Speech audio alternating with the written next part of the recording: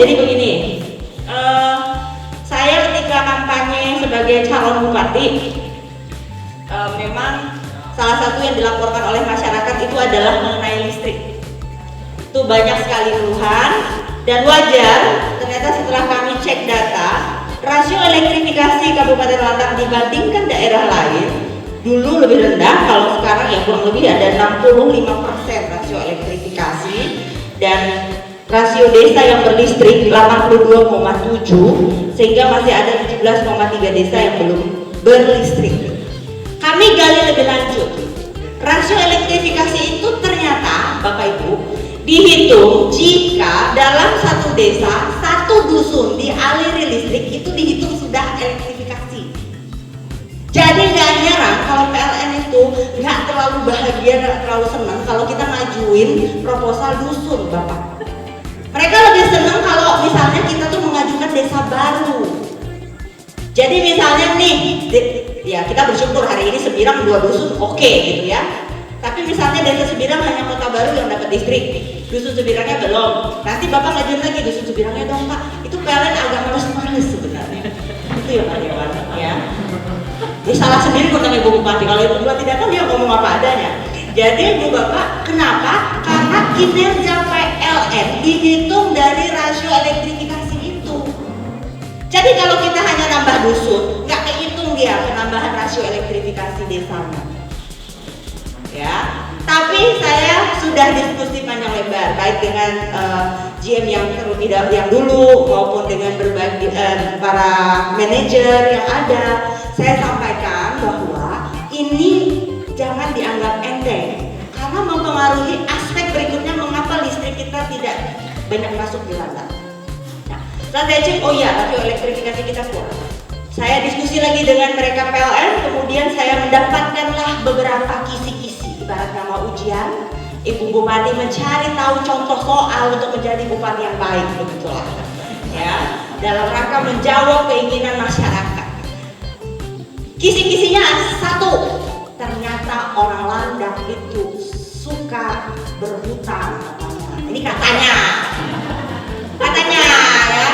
Ibu Bupati bayangkan aja utang masyarakat Landak waktu awal itu sebelum Pak Didik 12.000 sekabupaten Landak.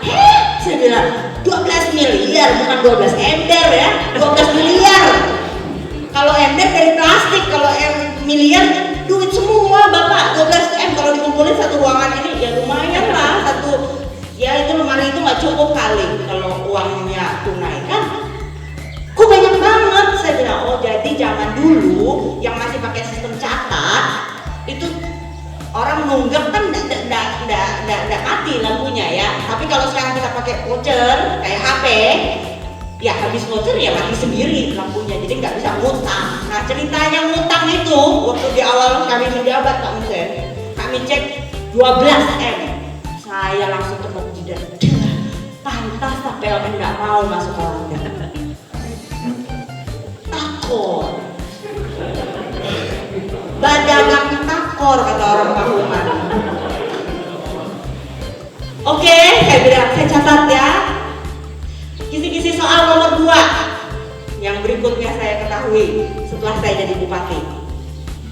Selain daripada suka ngutang, yang kedua, kalau masukin PLN listdes di Landak, orang Landak itu suka bikin ribut. Ini katanya Pak, katanya aja gitu, belum tentu benar. Makanya saya catat aja dulu. Kenapa udah ngutang ribut lagi? Ya males lah orang ya. Ribut apa sih? Saya bilang kan, masa sih masyarakat saya gitu, perasaan orang Landak itu manis-manis, pinter-pinter, ya kan ya, ramah dan baik hati, tidak sombong, rajin menabung ya. Saya tanya, kenapa kok dia marah-marah? Orang Landak ini kenapa warga gue yang manis-manis ini mengamuk? Oh ternyata, jadi kadang-kadang maklumlah Pak GM, kadang-kadang orang itu sudah rindu sekali dengan listrik, sudah puluhan kali bikin proposal, tahu-tahu listriknya lewat nggak singgah ke rumahnya. Marah mereka kadang-kadang, orang lagi kerja diadap, dipagar. ya kan? Sampai pernah yang namanya karyawan yang lagi masangin tiang listrik itu dikejar sama masyarakat sebulan karena udah usah pasang sekalian, kalau kampung kami nggak ada listrik, kalian semua nggak boleh kerja. Jadi kalau kita baiklah kita sama-sama bergelap-gelap, nggak usah punya listrik semua. Nah itu tadi, makanya saya jadi tahu, oh iya mungkin persoalannya yang pertama rasio elektrifikasi tadi. Jadi PLN mungkin, nah namanya saya juga sebagai anak buah Pak, saya di partai juga anak buah, di kabupaten saya anak buah dari masyarakat saya tahu saya harus ngejar target kinerja. Jadi saya paham bahwa mungkin kondisinya bahwa PLN mendahulukan akses ke desa-desa sehingga rasio elektrifikasi bisa lebih tinggi. Selain daripada itu, ibu bapak, memang persoalannya ketika masyarakat mengajukan juga seringkali ada persoalan-persoalan sosial. Itu tadi kami coba memberikan pemahaman kepada masyarakat. Misalnya begini, yang dulu nih, ini kan sebenarnya Pak Mayem duluan kan ya listriknya ya, baru Sebirang sama Sebuah ya. Waktu mereka komplain ke saya bilang sabar ya, Bu, kenapa kami belum dapat, yang listriknya cuma lewat gitu. Ya, akhirnya kita selalu kasih pemahaman, sabar ya Pak. Ada lagi yang bilang, udahlah sekalian sama-sama ini Pak Mayem tuh kita tebang ya gitu. Ada juga yang ngomong begitu. Saya bilang, kita jangan memandangnya seperti itu. Kalau kita mandangnya, oh kok dia didahulukan saya, kok belum pada saya di sebelahnya, kita hanya mikir jeleknya. Mari kita mikir bagusnya saja, positif. Oh, sudah sampai di kampung sebelah.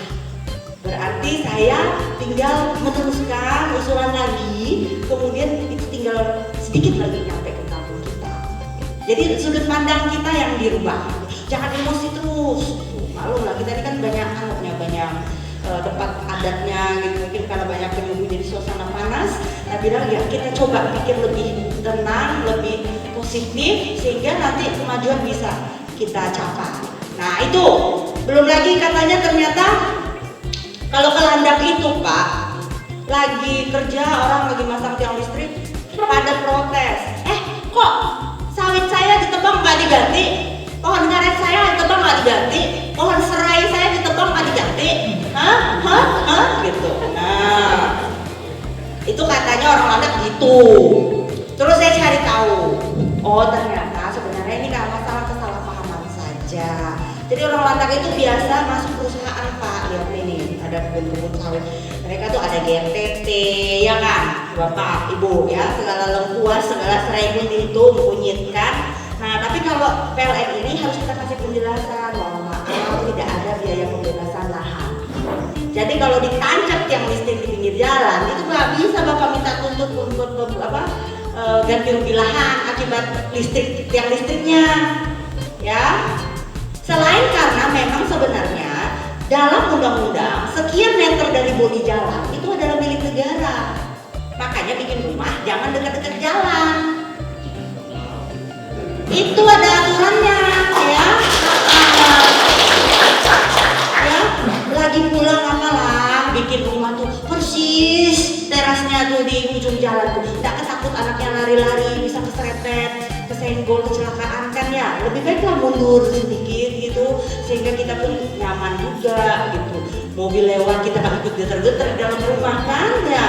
Atau udah truknya Pak Minister lewat kan, kalau rumah terlalu dekat jalan langsung gitu kita tidur jadi terbangun. Kalau mundur dikit kan enggak gitu. Ya memang modelnya Pak, saya mencoba mengidentifikasi itu beberapa hal. Selain itu juga ya terutama mengenai akses jalan juga mempengaruhi, sehingga kalau mau pasang listrik desa ya nggak mungkin kan bawa alatnya terbang kayak di Papua ya, semuanya harus lewat jalan. Terus ada juga persoalan Bu, biasanya proposal yang masuk ke kami itu kurang lengkap Bu, kata PLN ya. Kenapa Pak? Saya bilang mereka tuh yang pertama kadang saking kepengennya listrik kakaknya diperbanyak, jadi bilangnya 100 Pak, 100, ternyata begitu kami ke lapangan cuma ada 25, 30. Mungkin maksudnya tuh mau pakai jurus sih Pak. Jurus supaya cepat sukses masuk ke perusahaan. Tapi Bapak Ibu saya pesankan, makanya saya bilang sama masyarakat terutama kepala desa, tolonglah ya, buaya itu jangan dikadalin, mereka udah jago, jangan kan turun ke lapangan. Zaman sekarang pakai foto satelit aja rumah bapak ibu kelihatan. Itu tuh sama tuh yang lagi nyuci motor tuh di depan rumah ada kelihatan Pak, pakai Google ada ya foto satelit. Nah, jadi Bapak Ibu, saya himbau selalu kepada masyarakat, sampaikan apa adanya. Karena nanti kalau memang itu sedikit, kita yang akan mikir ya Pak ya, gimana caranya supaya ini efisien. Ya, bukan berarti karena Bapak Ibu rumahnya sedikit, terpencil, kemudian tidak akan diperhatikan oleh PLN dan program pemerintah, enggak. Karena memang akan ada program yang namanya program pembangunan di daerah 3T. Daerah tertinggal, terpencil, terdepan, itu ada Pak. Jadi gak usah khawatir, gak usah takut. Nah, oleh karena itu saya terus berusaha memberikan edukasi kepada masyarakat. Selain daripada itu, data yang tidak valid, persoalannya adalah karena ketidaktahuan, data itu juga tidak lengkap biasanya. Tidak lengkap apanya? Bapak Ibu, kalau masang listrik itu kan per rumah. Seringkali proposalnya itu yang ditulis kakaknya, ya. Jadi begitu kakaknya tuh 500 gitu, orang lain datang dan rumahnya cuma 100. Ternyata di dalam satu rumah ada 2-3 kakak gitu. Saking sayangnya sama orang tua, jadi setelah menikah punya anak 10 tetap tinggal di rumah bapaknya gitu kan. Ya, jadi ibu bapak yang kadang-kadang hal kecil gitu Pak, itu pengaruh gitu. Karena kan yang PLN itu menerima proposal dari banyak sekali tempat, sehingga kalau misalnya Anda kurang lengkap, yang mungkin mereka jadi oh yalah yang lengkap aja dulu, bisa jadi kan. Nah, jadi Bapak Ibu saudara-saudara sekalian, Bupati memang tidak berhak seperti kata Pak Dewan tadi, tidak berhak untuk menganggarkan. Tapi kami mencoba bermitra dengan PLN, berkomunikasi, berkoordinasi, sehingga kami memberikan masukan juga. Kemudian juga kami menyampaikan apa yang menjadi kesulitan-kesulitan PLN ketika berhadapan dengan masyarakat, dengan usulan-usulan yang masuk dan sebagainya. Intinya Ibu Bupati itu sebagai perantara, ya. Kalau orang pengantin kira-kira kayak caranya begitu, ya, supaya akhirnya bisa cocok gitu, ya antara PLN dengan masyarakat. Nah Bapak Ibu, untuk masalah tunggakan saya didatangi oleh PLN juga. Ibu tolong dong Bu bikin himbauan agar masyarakat itu bayar listrik. Terus gue bilang, kan dia ngutangnya sama kalian, kenapa gue yang repot?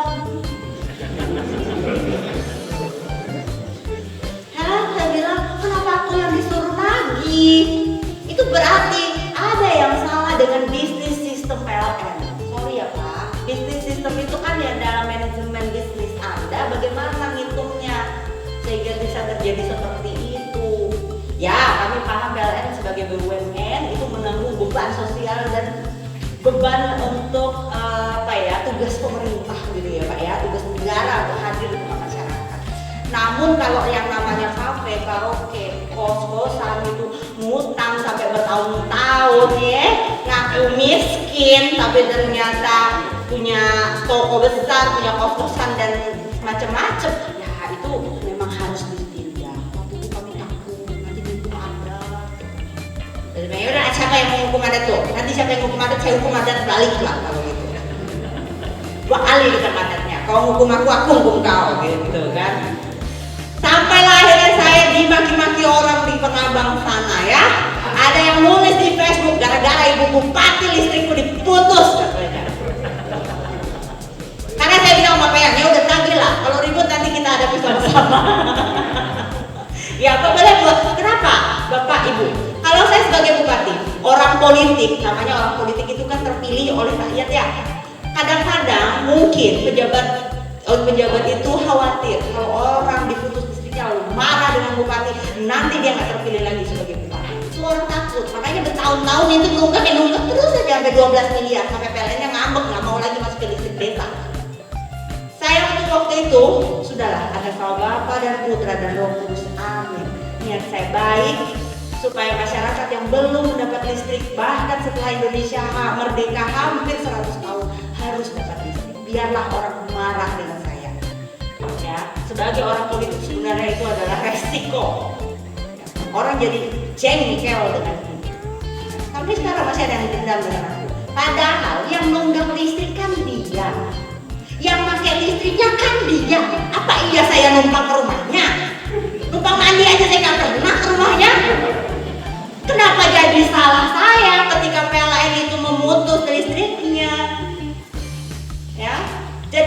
dan Ibu, saya mengambil resiko itu supaya ini hari ini bisa terjadi.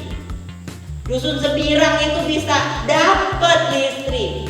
Jangan sampai gara-gara orang Nambang yang ngutang, orang Sebirang lalu nggak dapat listrik. Habisnya bisa mikir lah, apa hubungannya sama saya? Bahkan saya nggak ngutang. Ya tapi sebagai sebuah lingkaran bisnis, ya itu saling berhubungan. Bayangkan kalau kita toke diutangin, mana gak ada modal lagi untuk mutar kan ya? Misalnya kita beli buah, jual ke IGP, ini contoh yang paling mudah nih, pasti semua paham. Saya beli buah, jual ke IGP, saya beli dengan bapak buahnya cash, IGP bayar saya kredit, coba. Utang, siapa yang utangnya belum dibayar sama IGP kan? Ada. Nih, pasti kan duit kita lama-lama habis dong. Iya kan, nggak bisa muter, nggak bisa beli buah lagi. Nah begitu juga PLN. Kalau bapak ibu mencuri listrik, kalau bapak dan ibu nunggak listrik, maka PLN nggak punya duit lagi untuk masang listrik di tempat-tempat yang sudah sangat merindukan bisa merasakan listrik. Jadi bapak ibu yang hari ini listriknya sudah dipasang, tolong jangan ada yang mencuri listrik. Awas ya. Langsung tadi itu disampaikan, sanksinya berat.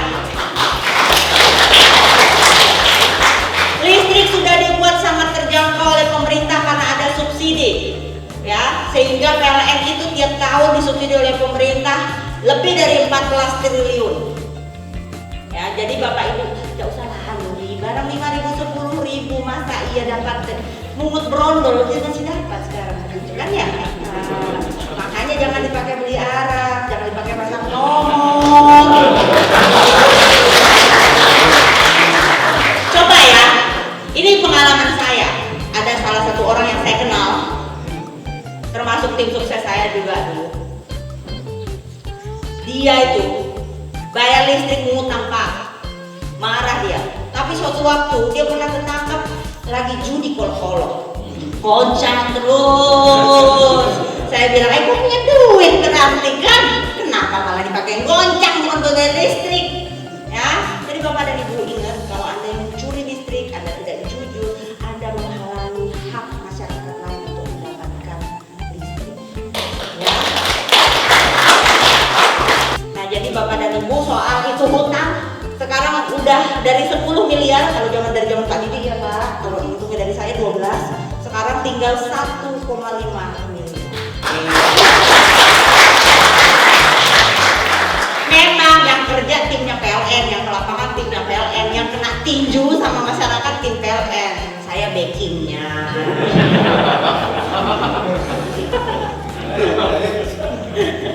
Saya nge-backingin aja lah. Kalau backing yang baik-baik kenapa enggak gitu ya Bapak Ibu ya. Nah jadi saya nge-backingin termasuk ketika perurusan di Polres di demo Pak. Jadi petugas PLN ini nagih. Abis dia nagih, udahlah orang yang ngutang, dia pulang ngegas, ditonjok lah si petugas penagih itu siap.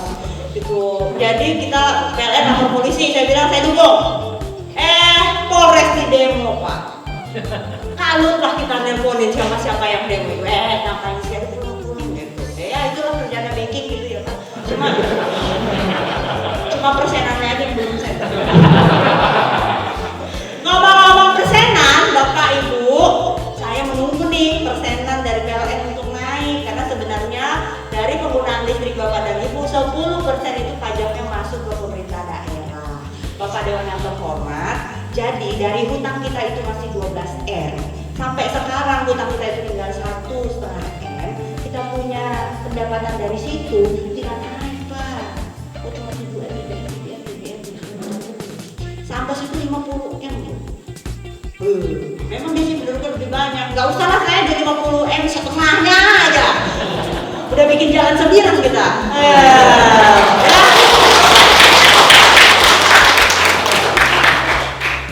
Hitungnya gimana sih? Saya juga nggak tahu. Pak Dewan lah kali yang nanya ya hitungnya gimana sih? Aku penasaran deh. Naikin ya. Tahun depan mudah-mudahan bisa naik ya. Jadi Bapak Ibu, kalau Bapak Ibu pakai listrik 100.000 sebulan, 10.000-nya buat Pemda. Makanya itulah Bapak Ibu Bupati bergiat. Pasanglah listrik tempat saya. 10%-nya kan buat Pemda. Untuk apa? Membangun wilayah kita. Tadi Pak Kades sudah usul banyak benar, ada PTSL, air bersih, bedah rumah, toilet. Saya kata loh Pak, ada jalan lagi. Jalan ke Kota Baru jelek. Jalan ke Subirang belum bagus. Oke, belum lagi ke Kades Sambil Selatan. Nanti ketemu Kades Pak Mayang kan. Ini semua daerah-daerah danger semua. Sawitnya banyak, jalan jelek. Ya, yang penting masih bisa lewat truk sawit kan masih aman, ya tak? Ya Pak? Berapa truk biasa seminggu? Berapa rit? Ya kan? Jadi Ibu Bapak saudari sekalian, saya berusaha dan mudah-mudahan sinergi yang baik ini bisa terus kita teruskan. Tadi Pak Kades memuji Pak Camat, saya catat juga tuh Pak. Makanya dia belum geser-geser dari Camat. Karena apa Bapak? Ibu ini saya kasih bocorannya ya. Jadi Bapak Kades kan ada grup WA ya bersama Ibu Bupati di dalamnya. Jadi kalau ngomong aneh-aneh Ibu Bupati bisa lihat dulu siapa itu yang suka posting gak jelas. Nah Bapak Ibu Camat juga sama Pak. Mereka ini laporannya online langsung ke Bupati. Makanya dia kalau tidak cepat merespon dia bisa mendapat telepon di tengah malam. Pak Camat siap Bu ya. Tuh makanya. Nah itulah kalau bupatinya cerewet, ya mohon maaf, camatnya juga harus agak lincah dan mudah-mudahan itu bisa menjawab serta melayani Bapak Ibu saudara sekalian masyarakat Kabupaten Landa. Nah, mudah Pak Camat diteruskan etos kerjanya ya. Saya apresiasi ya. Jadi kita selalu hadir dan bisa merespon kebutuhan masyarakat. Walaupun tidak 100% semua hal bisa kita bereskan. Itu tadi yang urusan PLN ya Pak. Kita koordinasi ini kanan kiri karena kewenangannya bukan hanya di kami tapi di PLN. PLN pun bukan hanya PLN Kalimantan Barat, dia harus ke Jakarta. Ya, karena tadi PMN penanaman modal negara yang memutuskan siapa di Jakarta. Makanya waktu ketemu anggota DPR RI saya ngomel juga, COVID ya tapi kenapa listrik desa kosong nggak ada yang dianggarkan, bagi-bagi lah. Kalau cuma 10 kalau dapat 2 nggak apa-apa, kurangi karena COVID. Sampaikan. Tadinya kan 0 Pak ya. Gara-gara COVID anggaran listrik desa 0. Udahlah COVID gelap lagi kan ya. Ya kalau